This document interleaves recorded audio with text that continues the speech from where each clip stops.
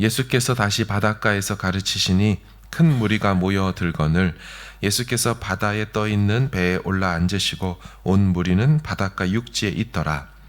이에 예수께서 여러 가지를 비유로 가르치시니 그 가르치시는 중에 그들에게 이르시되 들으라. 씨를 뿌리는 자가 뿌리러 나가서 뿌릴새 더러는 길가에 떨어지매 새들이 와서 먹어버렸고 더러는 흙이 얕은 돌밭에 떨어지매 흙이 깊지 아니하므로 곧 싹이 나오나 해가 돋은 후에 타서 뿌리가 없으므로 말랐고 더러는 가시떨기에 떨어지매 가시가 자라 기운을 막음으로 결실하지 못하였고 좋은 땅에 떨어지매 자라 무성하여 결실하였으니 30배나 60배나 100배가 되었느니라 하시고 또 이르시되 들을 귀 있는 자는 들으라 하시니라.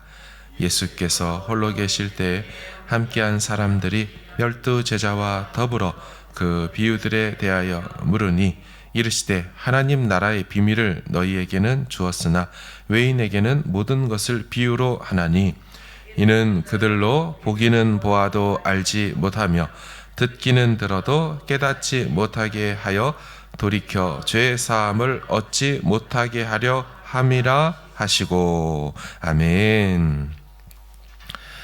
예수님의 사역은 역시나 오늘 본문에서도 바쁘십니다. 1절을 보시면 예수께서 다시 바닷가에서 가르치시니 큰 무리가 모여들거늘 예수께서 바다에 떠 있는 배에 올라 앉으시고 온 무리는 바닷가 육지에 있더라.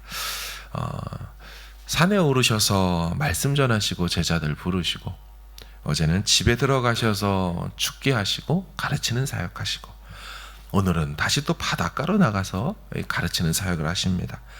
근데 이 가르치는 사역하는 모습이 좀 특이하죠. 예수님이 바다에 떠 있는 배에 오르시고 무리들은 육지에서 바다의 배를 바라보는 모습입니다.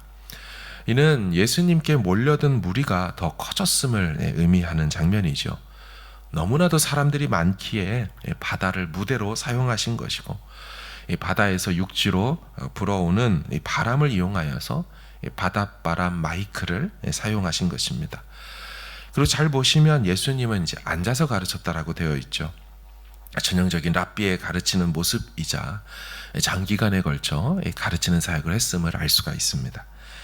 근데 한 가지 더 특별한 모습을 설명합니다. 예수께서 가르치시되 비유로 가르치셨다라고 하죠. 2절을 보면 이에 예수께서 여러 가지를 비유로 가르치시니 그 가르치시는 중에 그들에게 이르시되 문맥을 잘 보면 말씀의 주제가 여러 가지가 있었습니다.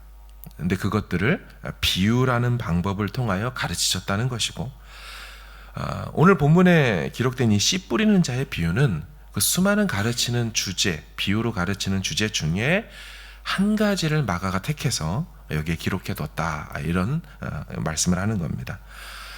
그러니까 그만큼 이 씨 뿌리는 비유가 예수의 여러 비유의 가르침 중에 중요하다고 여겼고 같은 내용으로 마태도 누가도 똑같이 이 비유는 빼놓지 않고 기록해놨습니다.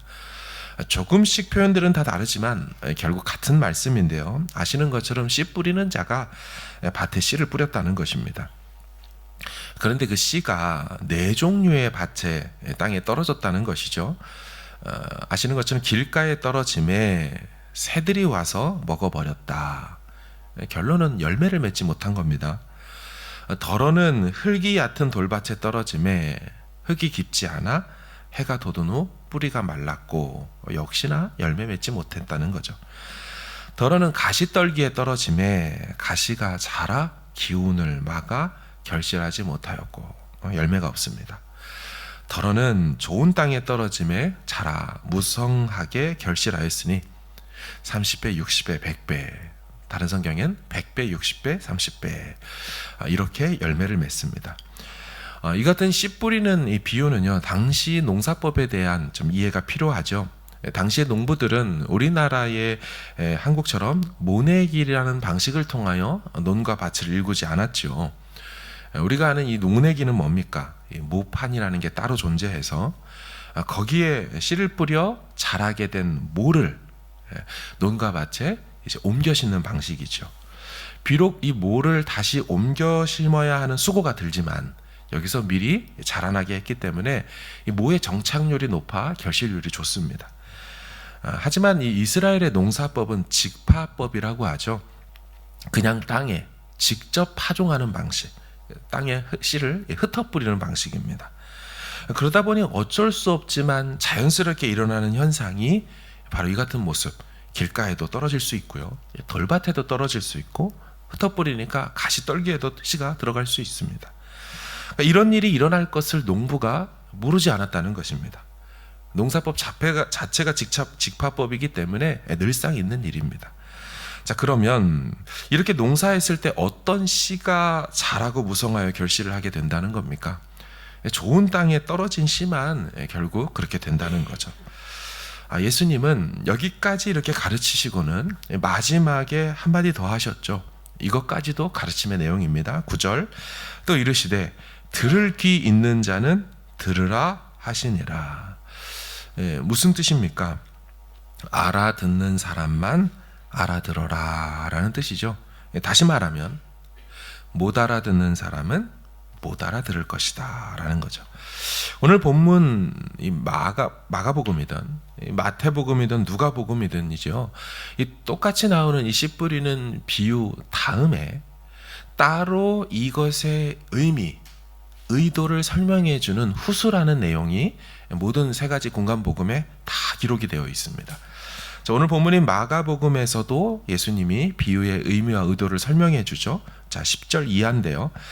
예수께서 홀로 계실 때에 함께한 사람들이 12제자와 더불어 그 비유에 대해서 물으니 이르시되 하나님 나라의 비밀을 너희에게는 주었으나 외인에게는 모든 것을 비유로 하나니 이는 그들로 보기는 보아도 알지 못하며 듣기는 들어도 깨닫지 못하게 하여 돌이켜 죄사함을 얻지 못하게 하려 함이라 하시고. 아멘. 왜 예수님께서 비유로 하나님 나라를 가르치셨다는 겁니까? 비유가 가지는 배타성 때문이라는 겁니다. 자, 비유는 알아듣는 사람만 알아듣게 한다는 거죠. 자, 진리를요, 진리와 문자 그대로 전달하지 않고 빗대어 설명하기 때문에 비유의 의도를 이해하는 사람은 비유를 통해 더 쉽게 진리의 성격과 내용을 파악하게 되지만 이 비유가 무엇인지 이해하지 못하는 사람은 오히려 듣기는 다 같이 들었는데 전혀 무슨 소리인지 알아듣지 못하게 된다는 겁니다. 그러니까 비유는 선별하여 듣고 깨닫고 하는 기능을 갖게 된다는 것이죠. 그러니까 예수님은 천국의 비밀을 전하실 때 소위 택자들만 알아듣게 하셨습니다. 그러니까 모두를 위한 복음인 것 같지만 사실은 모두를 위한 복음이 아니었다는 거죠. 모두 들을 수는 있지만 듣고 깨닫고 이해하는 자들은 일부가 될 것이라고 말씀한 겁니다. 예수님은 이걸 의도하셨습니다. 그리고 이 비유를 통하여 천국 비밀을 전하신 것입니다. 자, 12절에 이는 왜냐하면이라는 뜻이죠. 왜냐하면 그들로 보기는 보아도 알지 못하고 듣기는 들어도 깨닫지 못하여 돌이켜 죄사함을 얻지 못하게 하려고. 들어도 깨닫지 못하고 돌이키지 못하고 그래서 죄사함도 받지 못하게 하려고 비유를 사용했다. 여러분, 비유가 가진 무서운 양면성이 보이십니까? 누군가에게는 허락하지 않으시겠다는 거예요. 너가 열심히 들어봐라. 이해도 안 되고 깨닫지도 못해서 회개도 못할 때니 천국도 못 갈 것이다. 무서운 얘기죠. 반면에 이상하게 나는 이해가 되고 깨닫게 되고 내 죄가 무엇인지 인정하게 되고 용서를 구하게 되고 회개하게 되어 결국 죄사함을 얻게 하여 천국을 주시려 한다는 거죠. 결국 택자들에게는 들린다는 겁니다. 사도 바울도 이런 말씀을 했어요. 데살로니가 후서에 믿음은 모든 사람의 것이 아니니라 라고 말했어요. 어찌 보면 좀 무섭습니다. 누군가에게는 천국이 허락되지 않았다라는 뜻이기 때문이죠. 그러나 다른 면으로 보면 은혜도 이런 은혜가 없습니다. 왜 나는 들리고 왜 나는 보이고 왜 나는 믿어지는지 설명할 길이 없습니다. 믿음은 분명 모든 사람의 것이 아니라고 했는데 왜 내게 이 믿음이 있는지 여러분 이게 설명이 되겠습니까? 지금 계속해서 예수님 쫓아다니는 바리새인과 서기관들을 보세요. 열심히 들었고 열심히 보았고 또한 기적들을 경험했지만 그들에게는 전혀 믿음이 생기지 않죠. 사탄의 씨를 빼앗아가는 겁니다. 자기의 욕심과 자기의 자리와 자기의 기득권의 기운에 막혀 열매를 맺지 못하고 있는 거죠. 사랑하는 여러분, 우리에게 있는 이 믿음은 보통 믿음이 아닙니다. 예수 그리스도로부터 말미암아 난 믿음이죠. 다시 말하면 예수께서 주신 믿음이라는 거예요. 예수님께서 믿을 수 있도록 믿음이라는 것을 선물로 주셨기에 이 모든 말씀들이 믿어지게 되는 것입니다. 혹자는 이렇게 말합니다. 그래도 내가 믿어서 천국 가는 거다. 그래도 내가 믿었지 않느냐. 이건 내가 한 거 아니냐. 라고 반문할지 모르지만 믿을 수 있도록 믿음 자체를 은혜로 말미암아 우리에게 주셨기에 우리가 그 믿음을 갖게 되었음을 놓치지 말고 잊지 말아야 합니다. 사랑하는 여러분, 우리는 오늘도 그 육지에 나와 있습니다. 예수님은 그날의 그 바닷가 배에 앉아서 당신의 씨를 지금도 우리에게 말씀을 뿌리고 계시지요. 누가 천국의 백성입니까? 누가 하나님 나라의 비밀을 아는 자입니까? 마가복음에는 결국 핵심 표현을 이렇게 합니다. 이 말씀을 듣고 받아 결실하는 자가 천국의 백성이다. 중요한 건 마가복음에서는 받는다는 표현이 있습니다. 수납한다, receive, 수납한다. 자, 마태복음은 같은 비유인데 어떻게 표현하냐면 말씀을 듣고 깨닫는 자니 결실하는 자다. 그러니까 두 번째, 듣고 깨닫는 것, 이해되는 사람을 얘기하는 거예요. 자, 누가복음은 뭐라고 얘기할까요? 좋은 땅에 있다는 것은 착하고 좋은 마음으로 말씀을 듣고, 여기까지는 똑같죠? 지키어 인내로 결실하는 자니라 라고 되어 있어요. 지킨다는 표현을 쓰는데요. 이 지킨다는 표현이 잘 보지 않으면 좀 헷갈리게 할 수 있겠더라고요. 이 지키다가 룰을 따르다, 룰을 지키다라는 뜻이 아닙니다. 보관하다, keep이라는 뜻입니다. 그러니까 누가 빼앗아가지 않도록 마음에 보관하여 지키다라는 뜻입니다. 꽉 붙들다, hold it fast, 꽉 붙들고 있다 이런 뜻입니다. 그러니까 남들은 버리고 남들은 흘리고 무시하고 있는 그 말씀이요, 천국의 백성들에겐 너무 소중한 거죠.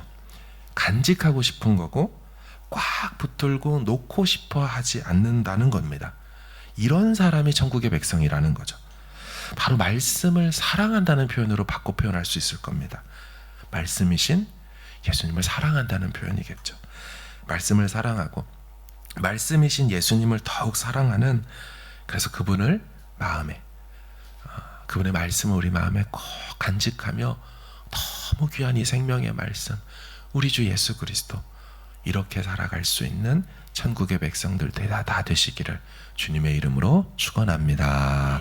아멘.